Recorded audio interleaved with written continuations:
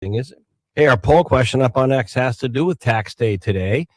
Do you expect a bigger return? Was our question yesterday. J Dog will have results, but our question today on tax day actually goes ahead a little bit. It is economic, but believe it or not, April spring break for the public schools coming up. And the question we want to ask: are you going to do a staycation or a vacation? Like go away, a staycation? Yes or no? J Dog, results on the refund. Your tax refund be more than what it was last year? 100% saying yes. There you go. Will April vacation be a staycation? That's the question. Stay meaning like stay at home, stay close. All right. Because of the cost of gas and Everything even else. airline prices, everything else. All right. Hey, we got a packed show for you. Let me back the train up a little bit, just a little bit on the tracks here. Good morning, New Hampshire, across our network, 107.7 FM, Manchester, Concord, and Central, and 107.3 FM in the Lakes. Plus, we have we have another FM up there in the Lakes region. 98.3 FM HD2. Good morning. Seacoast in New Hampshire. Mike Pop just finishing up the Morning Information Center. Good morning, Mike. I know Mike just said good morning, Jack. Wait, by the way, is it a surprise? Is it his birthday, Pops, J-Dog? Did I hear that? It's coming. Oh, it's coming. Ebenezer. We call him Ebenezer. 98.1 FM, Rochester, Portsmouth, Dover, Barrington, Madbury, Hampton, you name it. And 1270 AM. And in addition, and that's up into Maine, York, Kittery, Berwick, up into Wells. We have 98.7 FM HD2, an additional FM signal up into Maine now. Everywhere else, hey Alexa, hey Google, worldwide, play the Pulse of an H.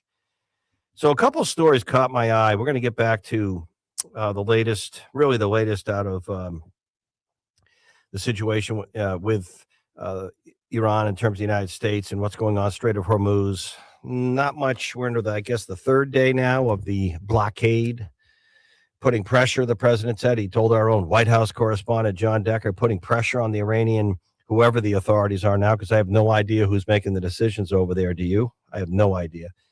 I still think it's the Islamic Revolutionary Guard more than anything else, but that's me. And they're hardliners and they are a terrorist regime, but leave that over here for a moment. Trying to get an agreement.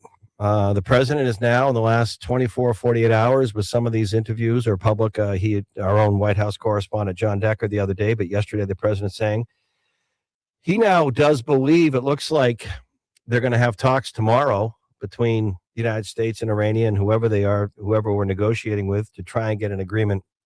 And now the president is indicating in an interview with Fox Business yesterday, this could be sooner than later, but we've heard this will be about the third time we've heard this, where it could be almost near that end point. But the president referencing gas prices when asked, and fuel and energy, he thinks they're going to start to go down pretty quickly.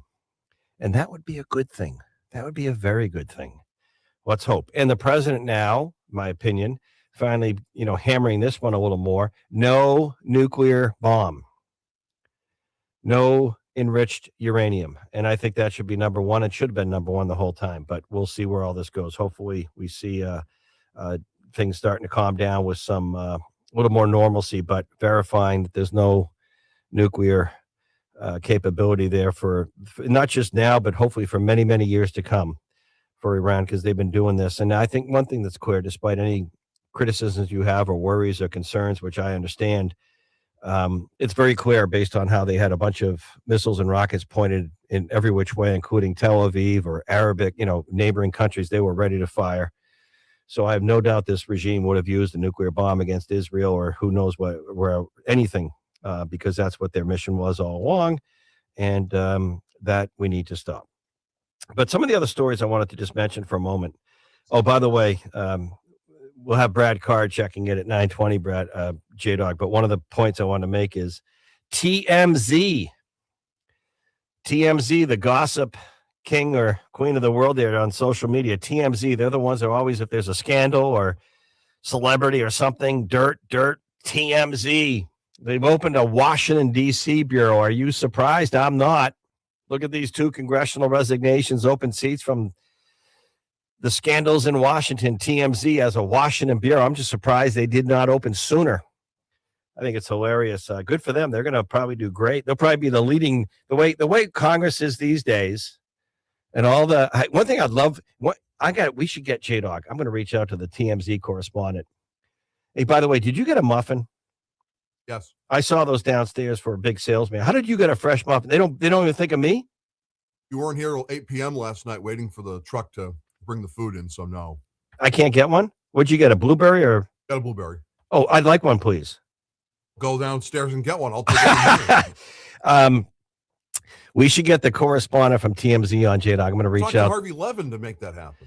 No, I will, because you know what's interesting is I would love, because they unlike a lot of the mainstream network TV types now, they don't care. The TMZ folks, they're not after an agenda. Politically speaking, they don't have their bias built into their report. They just want to get the dirt. So how about this one? I would love them to dig into how is it these members of Congress after 10 years become multi-millionaires on less than $200,000 a year with inflation or cost of living today. How's that happen? I'd love them to dive into the finances. How come they don't have to report insider stock trading? I'd love them to dive into the perks. I've touched upon it, hair and beauty allowances. We found out during the TSA screwing over the TSA agents with that hypocritical government shutdown on Homeland Security that members of Congress, when they go to the airports and fly like commercial, they get a little private escort by the airlines. So they don't have to stand in those long lines. I'm a United States Senator. Don't you know who I am? I think TMZ is going to have a field day. So that's one story. The other story I'm going to come back to at some point, although we have a busy day, and I'll tell you where we're going. Interesting stories now out of the New York Times on colleges in the country now closing or cutting back big time. Hampshire College in Western Mass. Oh my goodness, Hampshire College in Western Mass. I remember when I was applying to college and I had friends that were applying to UMass Amherst. That's not Hampshire College. Hampshire College has been this private. We called it kind of you want to know what the truth we called it? Please don't get mad at me. Please don't get mad at me. We used to call it in high school, Hampshire College. Anyone who went there, the family was very wealthy and their kid was just kind of like let's just say maybe smoked a lot of something that sounds like weed and was just kind of out there, not really driven. So they sent them off, packed the bags, went to Hampshire College in Western Mass. Closing. Hampshire College is closing. Syracuse University, an article in Forbes. Syracuse, very established. They have a big, the big Syracuse University has announced that it's offering an incentive to about 175 of its faculty members to take early retirement. The announcement comes against the backdrop of the university's recent decision to pause or close, you ready for this? 93 academic programs following an academic portfolio review. That's in Forbes. St. Michael's College, near where I went up at University of Vermont. St. Michael's, feeling the financial pinch. It's like $50,000 a year. St. Michael's College in Burlington, Vermont. There was just an article that they're really feeling the pinch. And it's really because the economic model and the traditional 4-year liberal arts college model, which worked for decades, is changing. It's pretty much archaic right now. It's because of it's the economy, it's economics. It's people can't, you're spending so much for a house, so much for living.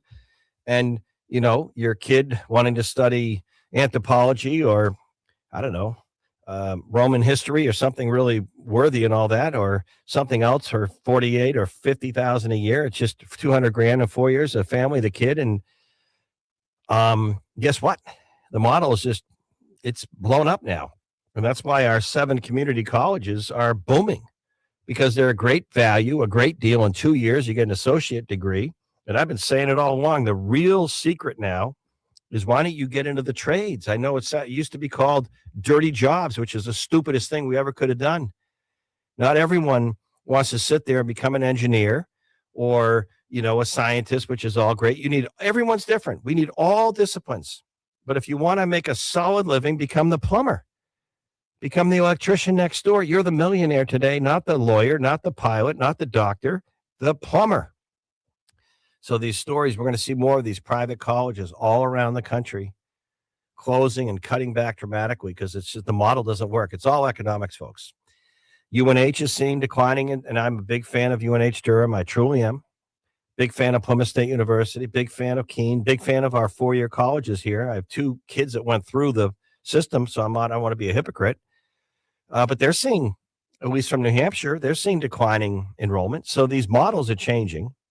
And there's probably a great entrepreneurial opportunity. I don't know if the timer cycles, but for someone to put one of these private equity groups together and look at the real estate of these private colleges. I mean, look at Hampshire out in Western Mass. Look at St. Mike. I'm not saying St. Michael's is closing, but there's other four-year college that has been around almost 150 years down in South Carolina closed in the last 6 months. And all these colleges have beautiful real estate. And I don't know if it could become for example, a senior living area with nice 55 and older condos. I'm just saying that's some of these schools are going to have to sell off assets to stay in business. But eventually, if there's no customers coming into the seats, it's like a restaurant. If students aren't paying to go there one way or the other, then it's like a restaurant without customers coming in to eat the food. Eventually, you're not a you're not a charity. You're going to have to pay bills and faculty and tenure and all that stuff and facility cost and running a school and all the other stuff. Hey, Alexa, hey, Google, play the Pulse of an H. Brad Card will get his thoughts on a couple of open congressional seats and more. 9:35, we're going to hear from Bob Jackman LaValleys, and they are cranking out. Check out their solo housing and some of their ADUs and their controlled manufactured housing, and it's really better than building on site, the quality, and we'll talk a little more. Manchester VA is coming up as well. 10 o'clock hour, the author, If Bones Could Speak, sound like I was 16 again. If Bones Could Speak, David Frost, the book, he'll be in our studios in the 10 o'clock hour. Hey, Google, hey, Alexa, play the Pulse of an H. Jack Heath I almost slipped there on a Wednesday. Can you believe it? Back in a moment. It's more than basic.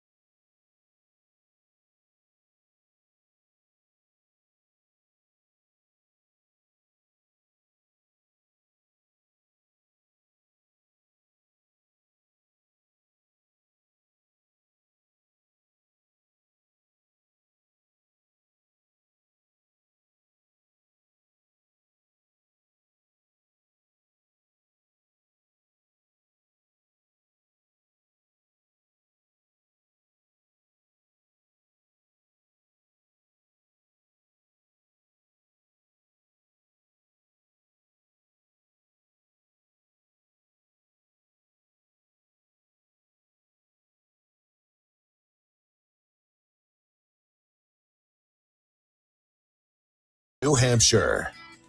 All right, we are back, and we have a couple of our great contributors. Brad Card in a moment. We have a great new Contact Politics that is up. The guest this week, John E. Sununu, Republican running in the Senate. First, Michael Graham, New Hampshire Journal. Interesting story on, I thought Democrats didn't want or like an income tax for the most part if they want to get elected statewide in New Hampshire, but that may not be the case, Michael. Yeah, so Andrew Glinski announced his plan to shift property tax to income tax, and the leadership of the legislature said, no, we oppose it dead on arrival. Laura Tversky from Nashua said the one thing that Osborne and I agree on, New Hampshire does not need an income tax. Well, today on tax day, Republicans are having a hearing on their constitutional amendment to ban an income tax. They simply say New Hampshire will not have a tax on your income, period, end of story. And not only are Democrats who've already voted against the ban once, not only they voted against it again, they've organized through left-wing groups to rally to come to the State House, where the New Hampshire Republicans are basically trying to show off their "we hate the income tax" view to protest the people who don't want an income. In other words, it's a pro-income tax protest organized by some group, one person, one something or other. I forget. It's your buddy Lucas Meyer. And I'm like, what the hell are you doing? If the Republicans are out talking about an income tax, Democrats should just stay away and hope the press doesn't show up, because the income tax is a loser for Democrats. Just ask Governor Joyce Craig. It's a loser for Democrats. Polls show overwhelmingly 70-some% of New Hampshire doesn't want it. And yet they are going to show up. And so Jason Osborne, the Republican leader and the House Majority Leader, is thrilled. Death may not be the worst of evils, but the Democrat support of an income tax sure comes close, he told NH Journal yesterday. And they are going to dance a jig when they see people waving, "we want an income tax," or whatever, Republicans are bad for banning an income tax signs. They are going to be thrilled. This is beyond dumb. All right. We wanted a report. We got it. Michael Graham, thanks for enlightening us. We'll keep an eye on that. More on that tomorrow as well. Michael Graham, New Hampshire Journal. Thanks. Brad Card, live, and of course, co-host of Contact Politics here in the Pulse. I'm reading the story, Brad, about the Hill. Brad Card, one of our political analysts and all-stars. TMZ opening a bureau in D.C. And Brad, let me just tee this up, because I know you might be going, oh, they're known, of course, Brad, for being the dirt-digging Hollywood celebrities, the dirt, not tabloid-driven.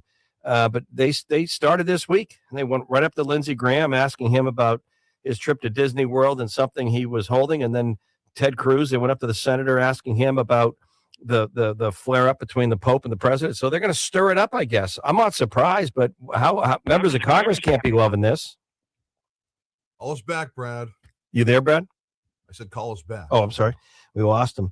I think it's hilarious. Sorry. Can you call back? We lost you. So I think it's hilarious. But they're not going to like this. They don't like it anyway when media comes up and asks them a question. But can you imagine? I'd love it if they see Nancy Pelosi walking around Congress and moving on. But even so, if they ask Nancy Pelosi, hey, Representative, how do you and your husband become worth almost $500 million? Brad, you back? TMZ on Capitol Hill. Yeah, I'm back. TMZ. What you're gonna watch, Jack. It's going to be fascinating for me to see it, because you see these stories of what happens with members out at night. It's some of the local establishments, and I would promise you that TMZ is going to all the hot spots, and they're going to wait a minute. You mean like the bars, like the Capitol Grill, the clubs? They're going to go to the bars and say, "Hey, Yeah, Senator, well, can I ask you a question? Is that your wife?" Yeah, well, yeah, that's exactly what you're going to see, and it's going to be tabloid, and I promise you, it is sending shivers across the Capitol right now. I promise you that's what's going to be. And look, they're looking for the sensational stories. That's what TMZ does. That's what TMZ was built on. They find that seedy element, if you will. And what they're going to do is they're going to go to that. So members of Congress are people. Mm-hmm. A lot of members of Congress take vacations on occasion. Mm-hmm. They will go away on vacation, and there will be cameras there. I know. And they're going to be questioned on everything they're doing. Why are you at Disney World? Why are you at this resort? A lot of it is fundraising. But And the reality is a lot of members of Congress kind of blur those lines. Yeah. They go on a fundraising trip, which is work, and they may stay a day or two with their wife after that and have a couple of days vacation during a recess week or something. Well, Brad, But that's all going to be scrutinized. by the way, we're on YouTube at the Pulse of an H if you want to watch. Jado, we haven't talked about this one at all, and it's not Congress and Capitol Hill, but I've only been reading and seeing this Mike Vrabel story, the New England Patriots. This is another good example. It was a New York Post kind of tabloid, or maybe it wasn't the Post, it was in the Post, but it was like, I guess someone hired a photographer, and he gets a picture with this NFL insider Diana Rossini who says, they're buddies, they're friends. She's now resigned from the Athletic, yes. What's that, J-Doc? From the Athletic. She's resigned, saying there's nothing to And this. why would she resign if nothing happened? I mean, but what I'm saying, Brad, is just look at. Why would she resign? Just what I'm saying is, I love the Patriots and Vrabel and what he did this year, and as a player, I love his approach. He's obviously made it to the Super Bowl in his first season, as head coach. But just look at a couple rooftop pictures or pictures at a sort of a place in Arizona, what it's done. Now wind the clock back to Congress. You mentioned in the bars and restaurants, staff members, these are members of Congress going to be afraid to go to the Capitol Grill. Wow, that's exactly right, Jack. I mean, I know offices that are very reticent with male members of Congress that are reticent to hire any women on their staff because they don't want any perception. They don't want any misunderstandings. And it's crazy. But this is where we're at. When you see somebody out, they don't want to be alone with women in an office. They don't want to be alone in a car with a woman because they're afraid things might be said. And this is what you end up with. Brad, I don't mean to say anything. I don't mean to say anything. It doesn't matter the gender anymore. You just got to be careful on who you're with, period. You're right.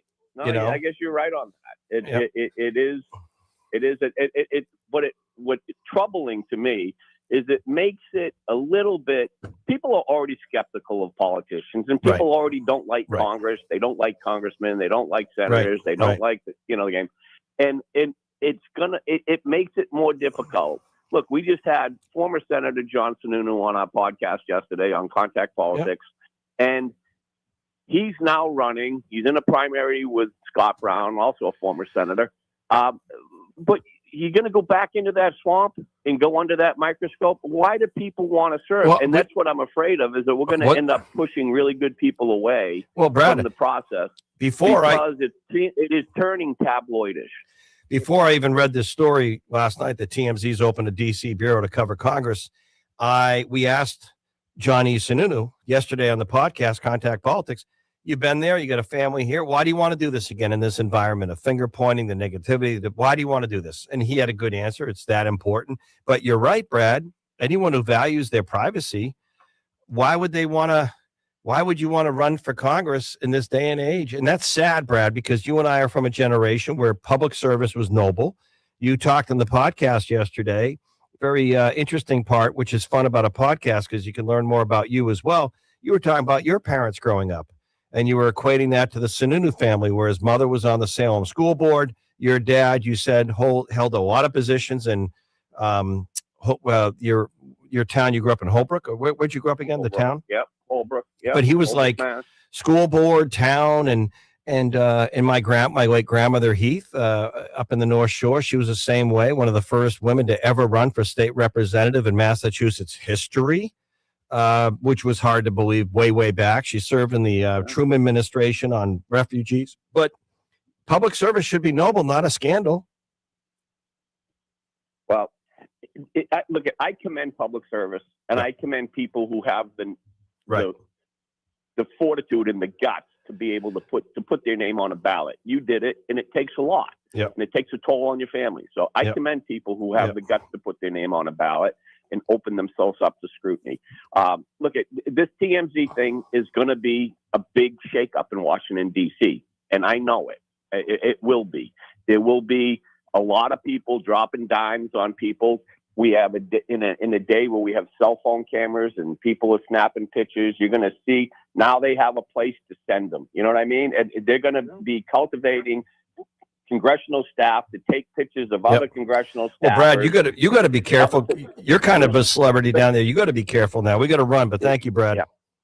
All right, we'll see you. Hey, Brad, if you see the TMZ cameras coming, just go the other way. All right. Yeah, I'll run. Hey, Google. Hey, Lex, by the Pulse Vintage. Come back. Bob Jackman LaValleys. They are building great stuff for you. Back in a moment.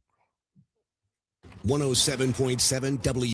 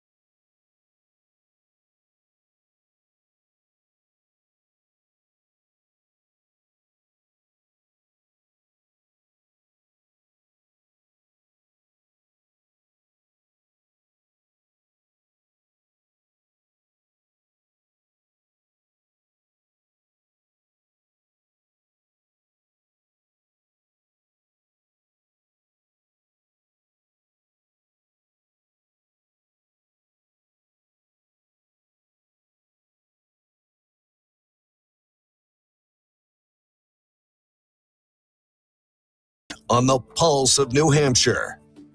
All right. The great one, Bob Jackman LaValleys, lavalleys.com. This is the time of year where they're like a spring flower. They pop to life. They're open year round in our region, their locations. I just went by two the other day. I have two locations. I was just on a longer drive. I saw two LaValleys, one all the way down in Hampton, which is a great location. Bob Jackman joining us with some home tips and some home knowledge for homeowners. Good morning, Bob. Well, good morning, Jack. Can you hear me? Oh, I can always hear you. Even when you're not on, I hear you, Bob. Well, we're trying to navigate through a car. We're parked on our way to the Hampton store you were just talking about. Well, there You go. know what? It's, and I don't have the thermometer on right now, but it's probably 55 degrees. And yesterday it was 76. Yes. And you know what happens when the temperatures get like that? Everybody's mind is outside. Yeah, especially after the winter we've had. Yeah, we finally had a real winter. Right.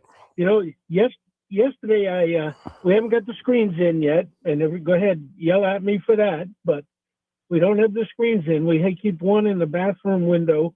And when I opened all the windows for 20 minutes, like I tell everybody to, and just ventilate the air out of your house, get fresh air in there. Right. Beautiful day yesterday. Sun was out. Well worth it. No bugs yet, except for I went in the bathroom afterwards, and there's a huge wasp on the outside of the screen. I said, good place for you, and left them there. Well, good stuff. So listen, Go ahead. yeah, well, we had a home show last weekend in Keene. Obviously not the market of what the people listening to us are, but we do have one this coming weekend, Friday and Saturday, no Sunday hours, Friday and Saturday at the Belknap Marketplace, which is in Belmont, New Hampshire, which is by our Guilford store. And I want to invite people. Guilford has always been a contractor yard, and it was set up as such. We're doing a huge revision of that yard, and it will be a both retail and contractor yard, and it is 95% done right now. So we would invite people to go to the show at the Belknap Marketplace Friday. The hours are 11 to 6, Saturday 9 to 3. Come see what LaValle Building Supply can do for you. And we're trying to get as many of the different functions that we do displayed at that store. Now, at that show. If you do not have the opportunity to go to that show, create your own home show. Come into one of our locations and tell us what you're thinking about your outside space. Tell us what you want to do. And more than likely, we have got what you need, and we've got you covered. Create your own home show. I love that. You're absolutely right, Bob. I've talked to people in the trades, designers, kitchen and bath, builders, and despite what's going on in the Middle East and despite higher gas prices, I talked to 2 young home builders. They said in the last 3 weeks, they've gotten more inquiries from people wanting to do big remodeling or building a new home right now, more than they have in the last 18 months. And I don't know if that's pent up demand, limited inventory, but open houses for real estate are popping up. It's either people are eager and more resilient, or there's more out of state people coming in. I don't know, but you're going to be busy, Bob.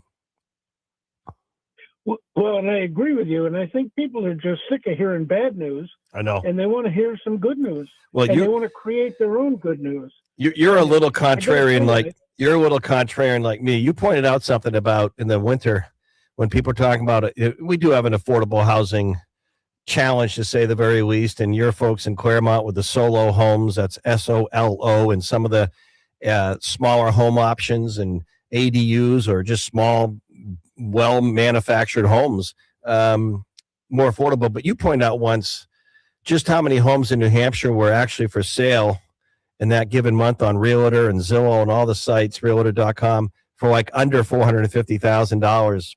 And, sure, not all of them are going to be in the perfect condition, the perfect shape, but, they're homes with a roof over your head and maybe a garage. And you and I were pointing out that maybe 40 or 50 years ago, those would have been a great starter home. But for some people, they want that home that mom and dad have right now. Well, you're right. Everybody wants to start at the top if they can. I think you're going to find that everybody my age and your generation, which I think you're a bit behind me, but we started small, and we had that house with the roof leak, and we had the house that needed new windows. Yep. And we fixed it up, and then we sold it, and we bought another house. And that's the kind of thing you got to look at now. What can you find that's a bargain? Right. And in a lot of cases, the answer is, and you hit on it, is the solo. And that solo is a pre-built home. It's a modular home, and it's one box, meaning it is 13.8, I believe, by 38 feet. So it's like 526 square feet. And again, everything is a starting point with us, But you can build an ad. You could build an ad upon that, but that solo home has a bathroom, has a kitchen, has a roof, has propane, has heating. It can be nice. You can have a porch. You can sleep and live there to start. If you can get that lot in a community and then add a garage, add another level, grow. And that's exactly right. Real estate will tell you location, location, location. Right. If you got an opportunity to get into a location, get a small home like that, move in, and then add on as you go. It can become an ADU, which now is Right. legal anywhere in the state, and that can become your in-law apartment. It can become your revenue. Now, hold on. source. You said something that a lot of people are going to, before we let you go. I know the ADUs are being more widely accepted, but isn't that still town to town zoning, acreage restrictions, or not? Yeah, when you get into the densely populated areas, it's hard to meet the setback rules, and those do not change. But I will tell you, and we've said this before, if you're even considering building, go to the open house at Preferred Building Systems in Claremont, New Hampshire, and that is next weekend, not this coming weekend, April 25th, Saturday, from 10 to noon. And they'll have people there, kitchens, they'll have people there about windows, and teach you why you want certain things in your house. Let me tell everyone. Go ahead. If you're interested, you won't buy a modular unless you see it being built. And then you'll say, oh, yeah, I got to have one of those. I got news for you, folks. I've had the tour. I've been there. I went to Claremont. I saw the facility Bob Jackman's talking about. The open house, not this weekend, the next weekend. Preferred Builders. Check it out in Claremont. I saw their operation. It is absolutely impressive, extensive, immaculate. I was surprised how clean, high technology. They got it all going on there. They were building everything there. They showed me from a smaller home, like Bob described, to a home that was going down to Cape Cod that was 5,000 square feet. And it's all being built inside this incredible, big, huge, it reminds me of the New England Patriots indoor practice facility. Bob, thank you. The open house, we'll talk about it. I'm going to get you back on next week to promote that. We're going to let you go. But, Bob, there are two things I can guarantee you. One, I am a little bit behind you on age. And number two, I'm a little bit behind you on home knowledge in terms of repairs. So when we both started out, you were a better fixer-upper on that home than I was. Trust me. Thank you, Bob. Well, thank you. And I'm a little bit behind you in golf. Okay. Well, I might do more of that this summer. Hey, thank you, Bob. All right. Have a good day. Hey, Alexa. Hey, Google, play the Pulse of an H. Although I went to the range, my buddies over in Lee there for James Place yesterday beyond the traffic circle. And I don't know what it was. I just wasn't even watching the ball. And the day before, I couldn't miss yet. So golf is golf, right? But I'll be back. It's fun to hit. It's fun to get out with these warmer temperatures. Coming up, the Manchester VA Kevin Forrest National Prescription Drug Take Back Day, open to veterans and the public. Coming up, back on the Pulse of an H in a moment. This is the Pulse of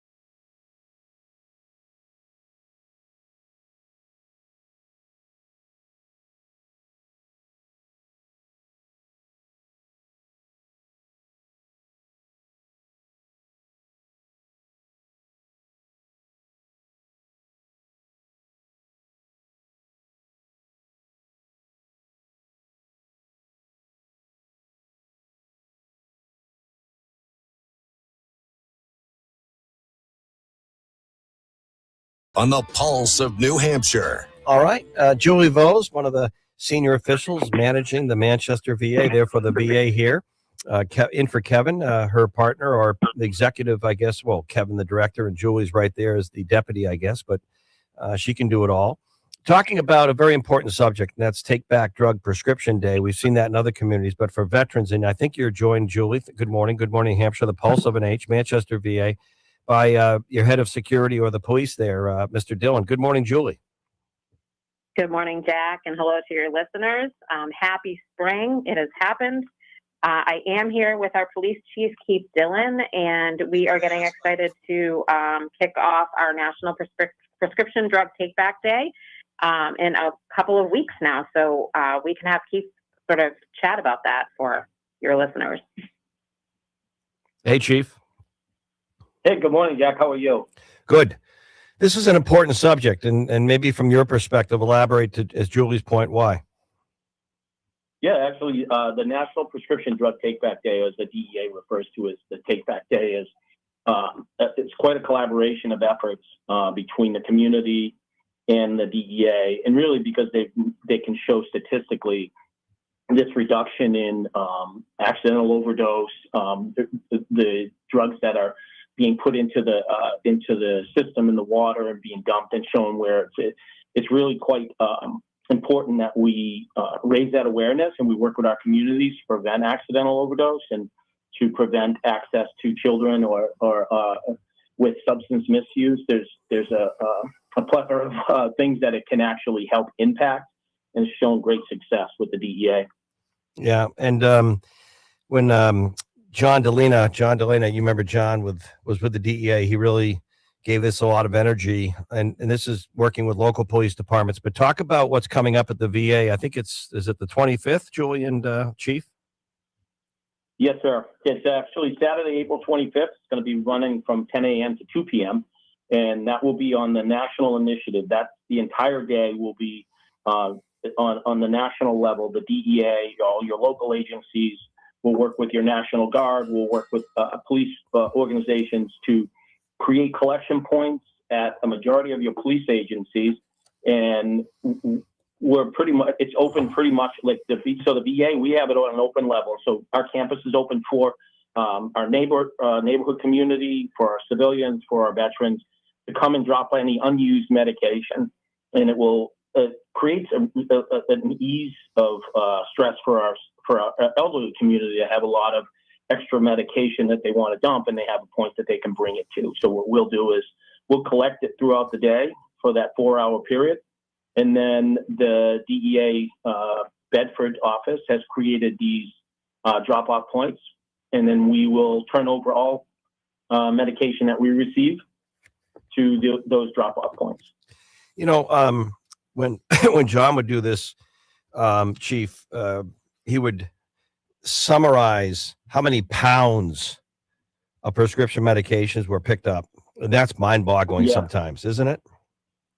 Yeah, it actually is. I kind of figured you'd want to know that. And I think from our level, a lot of, we've been doing this since 2022 and have joined that initiative on the national level. And even just a small organization like the VA here, we've collected in excess of 400 pounds of unused medication during that time frame, which is an enormous amount on a small level. So I can imagine the national level, how much weight has been taken. Yeah, and you know, I'm just going to say this, and maybe Julie can comment. And unfortunately, we have a regular. It's not unfortunately on this. We have a regular public safety on my show with the New Hampshire State Police, brought to you by AutoFare. And a lot of times the troopers will talk about impairment on the roadways not being necessarily alcohol, but the number of prescription medications that people are on driving that are making them impaired, and impairment. And that's kind of scary. So as much as we have tried to limit the addiction of some of these prescription medication, the oxys and others, we know the stuff's out there. And too often, and it could be for legitimate management, like a hip, back, people might start taking prescription medications and it's hard to get off them. Yes.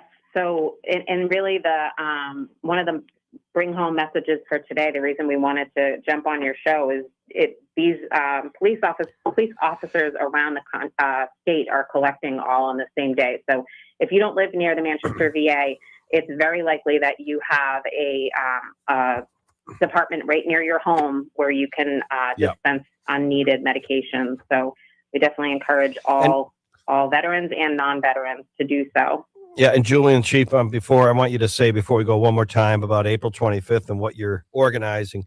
But the other thing with experts in the show in my past, including John, is people would be surprised when you look at a kitchen cabinet or in your medicine, the cabinet in the bathroom, prescription medications that you haven't touched in a year or two that people, they just pile up and they might be 2 years old, but you don't want those falling into the wrong hands. And we've heard of these pill parties where younger people will just go into their parents' medication area or bathrooms and just take a pill and go to a party. And this stuff can kill and, mixed with the wrong stuff. So sometimes this stuff piles up innocently at home, right? Yeah, absolutely. And I mean, in collaboration with the DEA, and I'll tell you, Jack, I work closely with the DEA in the past. In my past life, I worked with Nashville Police Department for 21 years. And there's a great effort across the country. And I know right now, DEA's national initiative is One Pill Can Kill. And that emphasis is focusing on children and getting that message out and the importance of awareness, both through families, through organizations. And the VA is just as committed to completing that task of removing any unused or unnecessary medication that could be exposed or left around for children or for someone to accidentally overdose.